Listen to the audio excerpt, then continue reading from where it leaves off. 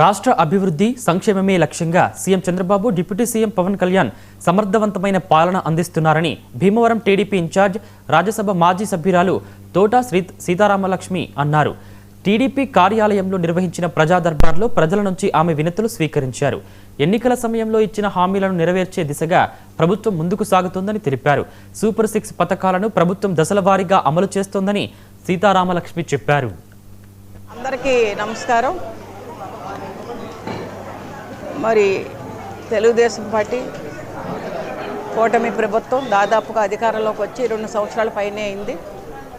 ప్రజల సమస్యల మీద ఏవైతే వాళ్ళకి రేషన్ కార్డులు కావచ్చు, ఇంటి స్థలాలు కావచ్చు, దాదాపుగా వైఎస్ఆర్ పాలనలో కరెంట్ ఎక్కువ ఉందని ఏదో కారణాలు చెప్పి వాళ్ళకి చాలామంది పెన్షన్లు తీసేస్తారు. ఈ రోజున వాళ్ళందరి సమస్యల మీద కూడా ఈ రోజున మన గ్రీవెన్స్ సెల్ ప్రజావేదిక ప్రజల సమస్యల మీద కూడా తెలుగుదేశం పార్టీ ఆఫీస్లో రాష్ట్ర పార్టీ ఆదేశాల ప్రకారం ఇక్కడ ఈ కార్యక్రమం మేము నిర్వర్తించడం జరుగుతుంది.